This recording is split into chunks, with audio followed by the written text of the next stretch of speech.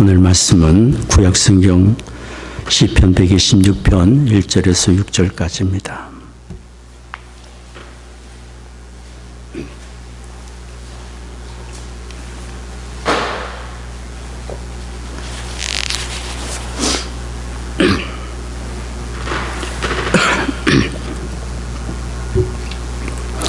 시편 126편 1절부터 제가 말씀을 봉독하겠습니다. 여호와께서 시온의 포로를 돌리실 때에 우리가 꿈꾸는 곳 같았도다. 그때 우리 입에는 웃음이 가득하고 우리 혀에는 찬양이 찼었도다. 열방 중에서 말하기를 여호와께서 저희를 위하여 대사를 행하셨다 하였도다. 여호와께서 우리를 위하여 대사를 행하셨으니 우리는 기쁘도다. 여호와여 우리의 포로를 남방 시내들같이 돌리소서. 눈물을 흘리며 씨를 뿌리는 자는 기쁨으로 거두리로다. 울며 씨를 뿌리러 나가는 자는 정녕 기쁨으로 그 단을 가지고 돌아오리로다. 아멘.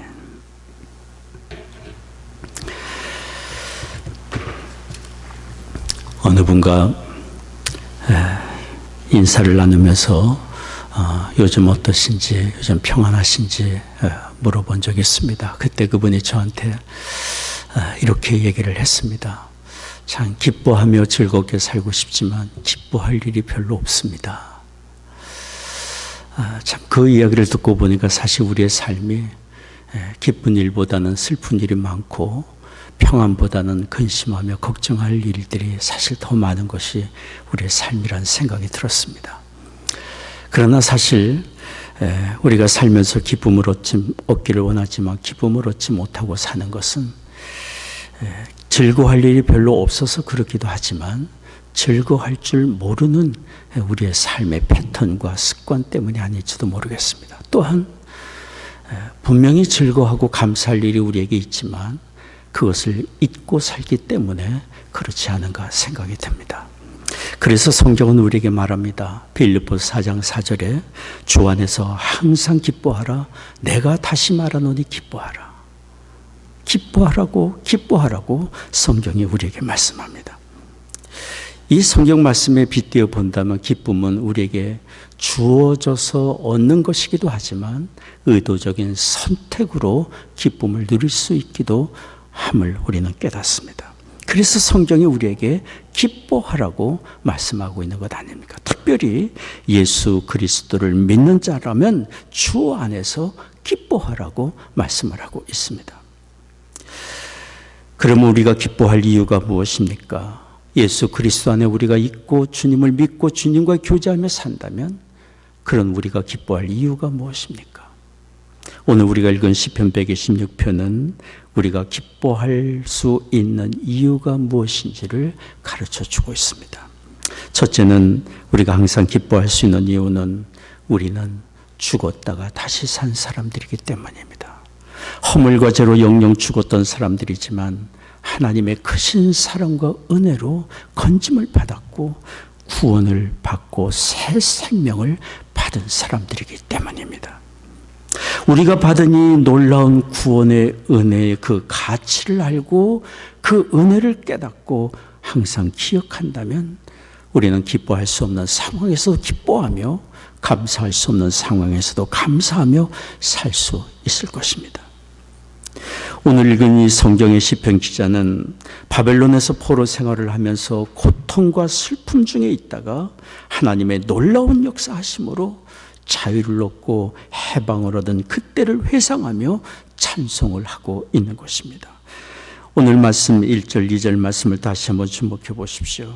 여호와께서 시온의 포로를 돌리실 때에 우리가 꿈꾸는 것 같았도다. 그때 우리 입에는 웃음이 가득하고 우리 혀에는 찬양이 찼었도다.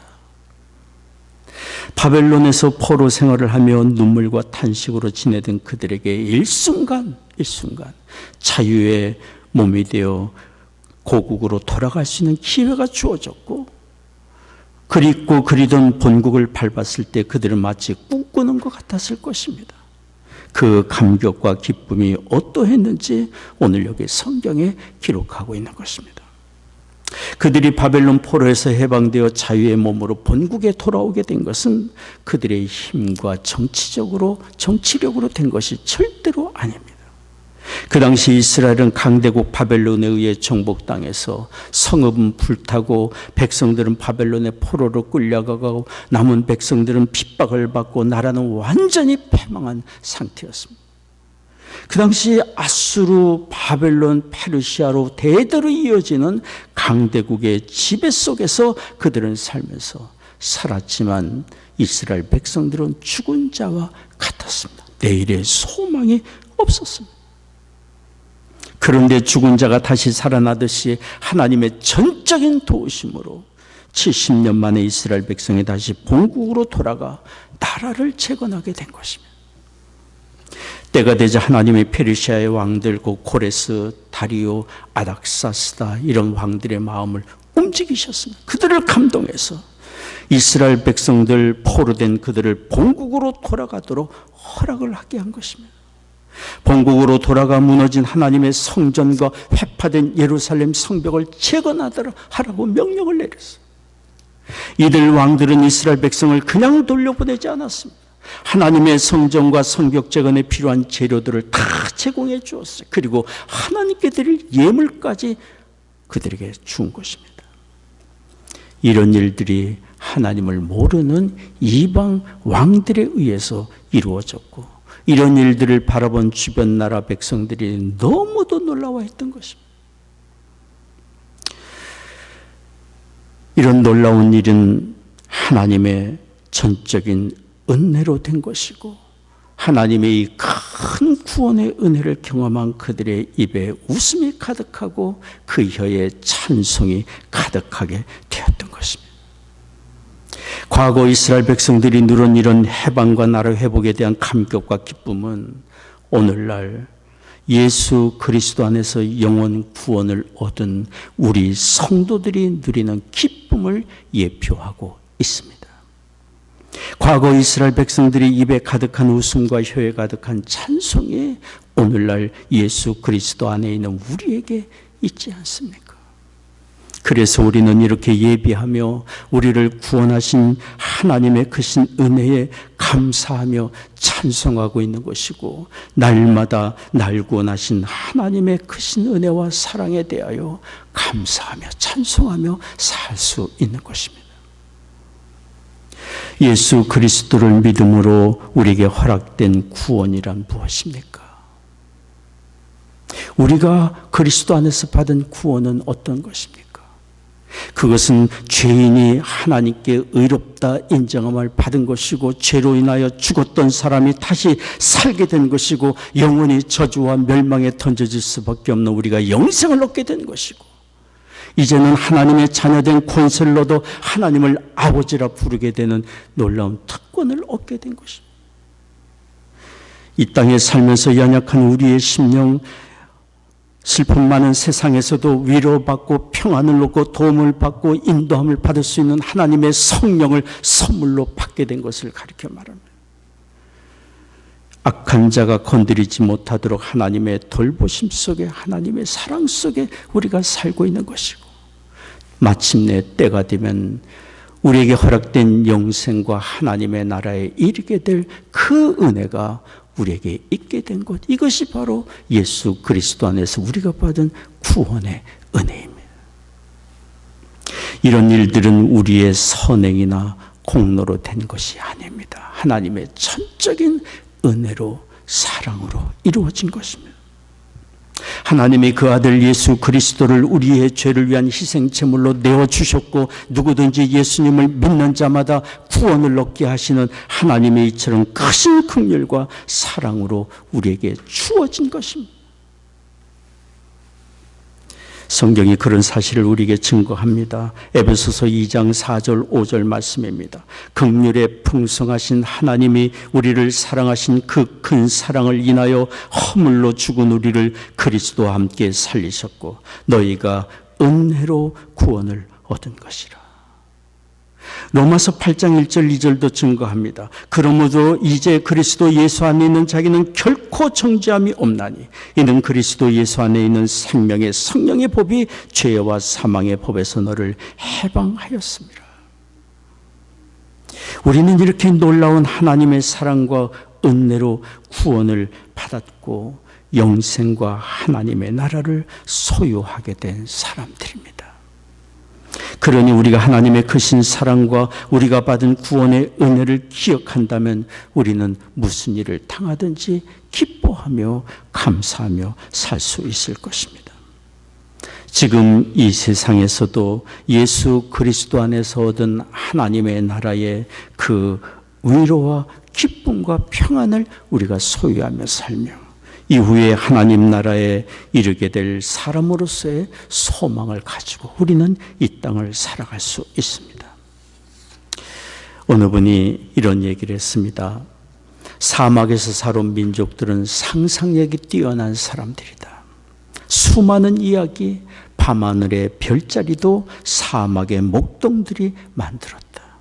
사막의 사람들은 눈에 보이는 정원을 갖지 못했지만 그들의 마음에 만들어진 정원이 있었고 그들이 어디를 가든지 위로와 쉼의 정원이 그들 마음에 있었다. 예수 그리스도 안에 있는 우리에게도 그런 마음의 정원이 있습니다. 그것은 하나님의 크신 사랑으로 우리가 받은 구원의 은혜와 천국의 소망이 우리 안에 있기 때문입니다. 세상이 주지 못하는 위로와 평안과 기쁨과 소망이 바로 우리 안에는 구원의 은혜와 하나님의 사랑과 천국의 소망으로부터 우리는 날마다 공급받으며 살고 있습니다. 조니 에릭슨 타다라는 여성이 수년 전에 우리 CNM의 교단 연례총회 초청을 받아서 오셔서 간증을 하신 적이 있습니다. 그분은 수영선수로 다이빙 훈련을 하다가 사고로 전신 마비 장애가 되어 평생을 휠체어에 의지해서 사신 분입니다. 그분은 한때 자신의 장애로 인하여 슬픔과 절망과 두려움에 빠져 있었지만 예수님을 믿는 믿음으로 그 모든 어려움과 절망의 상황에서 극복하고 다시 일어났습니다. 그리고는 자신과 같이 휠체어에 의지해 살 수밖에 없는 전 세계 장애인들을 돕기 위한 조니 앤 프렌즈라는 단체를 세워서 왕성하게 활동을 하고 있습니다. 그분은 천국이 자신의 최고의 소망이라고 이야기를 합니다. 그분은 천국에서 제일 먼저 하고 싶은 것은 자신의 두 발로 일어나 자기 발로 구원하신 예수님 앞으로 걸어가 그 앞에 무릎을 꿇고 경배하며 찬송하는 것이라고 했습니다. 그분이 이런 소망을 가진 것은 언젠가 예배를 드리며 모든 성도들이 무릎을 꿇고 기도하는 모습을 보면서 자신은 휠체어에 앉아서 무릎을 꿇지 못하고 하나님 앞에 경배하지도 못하는 자신의 처지에 대하여 안타깝게 눈물을 흘린 적이 있었기 때문에 그래서 그분은 천국에 이르는 그때를 도저히 그냥 기다릴 수 없다고 얘기한 것입니다. 예수 그리스도 안에서 구원함을 받은 우리는 이런 천국의 소망을 가지고 있고 이 땅에 살면서 어떤 어려움과 슬픈 일을 당한다 할지라도 우리는 하나님의 크신 사랑을 받은 자여 천국을 소유한 사람으로서 위로와 평안과 기쁨을 누리며 살 수 있습니다. 그때까지 하나님 나라에 이르는 그때까지 약속된 아버지의 영광의 그 나라에 우리가 이르는 그날까지 우리 모든 믿음의 선한 싸움을 싸우며 기쁨과 소망을 가지고 인내하는 우리가 되기를 원합니다. 미국의 버틀러라는 분은 이런 은혜로운 찬송가를 지었습니다. 우리의 찬송가 내 영혼이 은총입어 찬송입니다. 내 영혼이 은총입어 중한 죄짐 벗고 보니 슬픔 많은 이 세상도 천국으로 와도다. 할렐루야 찬양하세 내 모든 죄 사하여 사랑받고 주 예수와 동행하니 그 어디나 하늘나라.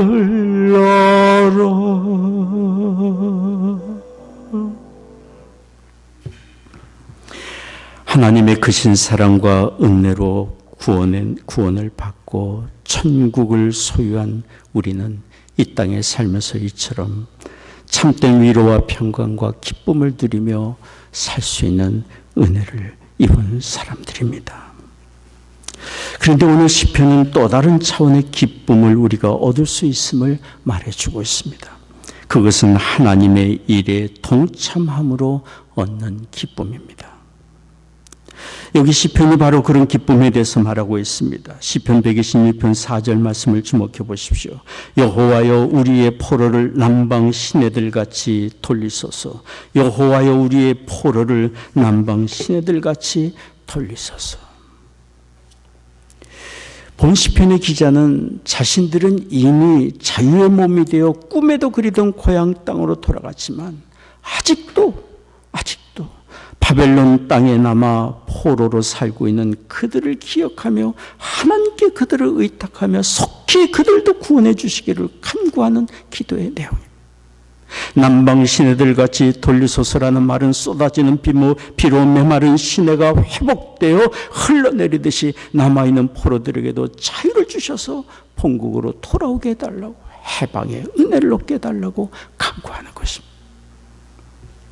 이렇게 동족의 구원을 위하여 호소하는 시편 기자의 기도는 이런 믿음의 고백으로 마칩니다. 오늘 말씀 5절 6절 말씀을 보십시오. 눈물을 흘리며 씨를 뿌리는 자는 기쁨으로 거두리로다. 울며 씨를 뿌리러 나가는 자는 정녕 기쁨으로 그 단을 가지고 돌아오리로다. 이것은 우리의 눈물과 믿음의 수고와 기도가 결코 헛되지 않고 하나님을 의지하는 사람에게 주께서 반드시 응답하시고 은혜로 갚아주시는 것에 대한 믿음의 고백입니다. 기도를 들으시는 하나님, 긍휼과 자비의 하나님, 눈물을 흘리며 간구하는 모든 기도를 반드시 응답해 주실 그 하나님을 바라보며 믿음으로 하나님 앞에 간구한 그들의 기도였습니다. 이런 믿음의 고백과 간구로 결국 이스라엘 백성들은 제1차, 2차, 3차에 걸쳐서 포로에서 해방되어 본국으로 돌아왔습니다. 본국으로 자유의 몸이 돌아와 그렇게 그립던 고향 땅에 안기된 그들의 이런 축복은 누군가의 기도로 이루어진 결과들이었습니다. 먼저 자유를 얻게 된 누군가의 기도로 그들 또한 자유의 몸이 된 것입니다. 기도가 있는 곳에 응답의 기쁨이 있고 눈물의 수고가 있는 곳에 결실의 감격이 반드시 있습니다. 우리가 예수 그리스도 안에서 구원의 은혜를 받고 하나님 나라의 소망과 기쁨을 가지고 있다면, 우리가 그런 은혜를 받아 누리고 있다면 지금 우리가 해야 될 일이 무엇입니까? 아직도 구원받지 못한 우리의 가족과 이웃의 영혼 구원을 위하여 기도할 차례입니다. 그것이 바로 우리가 해야 될 가장 중대한 일이라고 믿습니다. 우리가 진심으로 이웃의 영혼을 위해 기도한다면 영혼 구원의 열매를 반드시 보게 될 것입니다. 울며 씨를 뿌린 사람의 기쁨으로 탄을 거두듯이 참된 감격과 기쁨을 누리게 되는 날이 오게 되리라 믿습니다. 하나님은 우리에게 원하십니다. 아직 구원을 받지 못한 다른 사람들의 구원을 위하여 기도하고 그들의 영혼을 구원하기를 원하시는 하나님의 일에 우리가 동참하기를 원하고 계십니다. 이 세상의 것들은 다 지나가는 것들입니다. 그렇지 않습니까? 가진 재물도, 우리가 누리던 모든 세상의 연락도 다 지나가는 것 아닙니까? 그러나 잃어버린 영혼 구원의 일은 영원히 남는 일입니다. 하나님은 우리가 이런 크고 영광된 일, 기쁨의 일에 참여하기를 원하고 계십니다. 다른 사람의 영혼을 위해 중보기도 하는 것은 그 사람을 우리 등에 업고 하나님께 나아가 간구하는 것입니다. 그들이 스스로 기도하지 못하고 하나님을 찾을 마음도 없고 주의 부르심을 거부하고 있으니 고집스러운 그들을 내 등에 업고 우리 등에 업고 하나님께 대신 나아가 간구하는 것입니다. 그런 우리의 기도를 하나님이 절대로 외면치 아니하시고 응답해 주시리라 믿습니다. 비록 더딜지라도 하나님의 응답이 반드시 있으리라 믿습니다. 고아들을 돌보는 사역을 했던 조지 밀러는 그가 간구하는 모든 기도의 응답을 받았던 분입니다. 그런데 한 가지, 영혼 구원을 위하여 기도했던 한 친구만은 전도의 결실을 맺지 못하고 그가 세상을 떠났습니다.